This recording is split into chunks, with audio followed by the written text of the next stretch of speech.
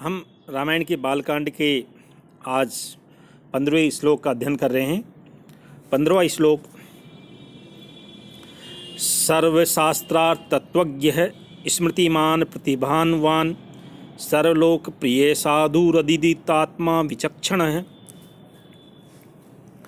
सर्वशास्त्रार्थ तत्वज्ञ है, सर्वशास्त्रार्थ तत्वज्ञ है, स्मृतिमान प्रतिभावान सर्वलोक प्रिय है साधु अदिनात्मा विचक्षण है अस्ति ही। सर्वशास्त्रार्थ तत्वज्ञ है, सांख्य योग आदि दर्शनों एवं शास्त्रों के तत्व अर्थात रहस्य को जानने वाले, स्मृतिमान सभी शास्त्रों को पढ़ लिख कर याद रखने वाले, स्मृति में रखने वाले, प्रतिभावान प्रतिभाशाली, सर्वलोकप्रिय है, सभी लोगों में प्रिय, साधु सज्जन हैं, अदिनात्मा दैन्य से मुक्त या उदार गंभीर स्वभाव युक्त, विचक्षण हैं, विद्वान। ऐसे भगवान श्री राम के इसमें चरित्र के बारे में बताया है। वो भगवान श्री राम किस प्रकार के थे? सांख्य योग आदि सभी दर्शनों एवं शास्त्रों को, तत्वों को, उनके जो तत्व उसके रहस्य को जानने वाले, तत्वज्ञ है, तत्वम जानाति थी तत्वज्ञ है। वो सभी सांख्य योग आदि षड्दर्शन के सार को जानने वाले, स्मृतिमान और सभी शास्त्रों को पढ़ लिख कर याद रखने वाले, अपनी स्मृति में रखने वाले, प्रतिभावान और शास्त्रों की में प्रतिभाशाली, सर्वलोकप्रिय और सभी लोगों में प्रिय, साधु सज्जन हैं, अदिनात्मा और उदार, विचक्षण है, विद्वान, वाक्पटु भगवान श्री राम थे। भगवान श्री राम सभी शास्त्रों के रहस्य को जानने वाले, स्मरण शक्ति से युक्त, प्रतिभाशाली, सर्वप्रिय, सरल, परोपकारी और गंभीर और वाक्पटु आदि व्यवहारों से युक्त थे।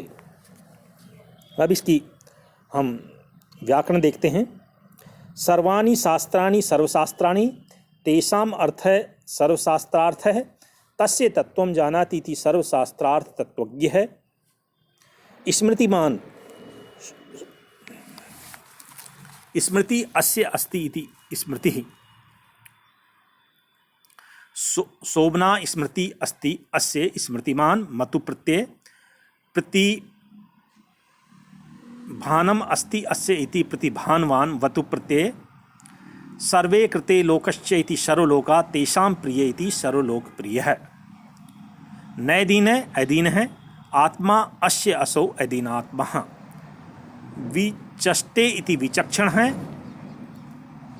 इति चक्षिंग धातु से ल्युट प्रत्यय करके विचक्षण है, वि उपसर्ग पूर्वक चक्षिंग धातु हो ल्युट प्रत्यय विचक्षण इति शब्दस्य निष्पत्ति भवति ही। अगला श्लोक 16वां श्लोक, सर्वदा अभिगत है सद्भि समुद्र इव सिंधुवि आर्य सर्वसमश्चैव सदैव प्रिय दर्शन है।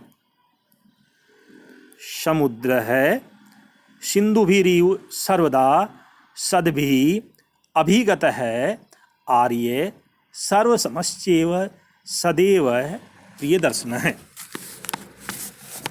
वो भगवान श्री राम समुद्र है, सागर, सिंधुभिरेव और नदियों के द्वारा सर्वदा हमेशा, सद्भि सज्जनों के द्वारा, अभिगत है युक्त, आर्य श्रेष्ठ या पूज्य सभी से सम्मानित, सर्वसमश्चैव सभी के प्रति समान, शत्रुओं मृत्यु मित्रों के प्रति उदासीन अर्थात तटस्थ, और सदैव हमेशा प्रिय दर्शन है, सुंदर दिखने वाले, मधुर दर्शन वाले, सुखद दर्शन वाले, ऐसे भगवान श्री राम।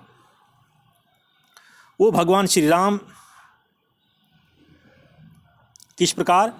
समुद्र है, सागर है, समुद्र है, सागर है।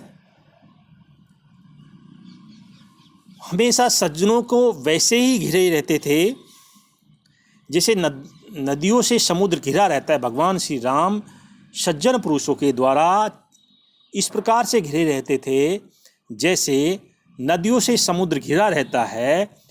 वो भगवान श्री राम सबके पूज्य, सुख दुख में समान रहने वाले और उनका दर्शन प्रिय एवं सुखद है।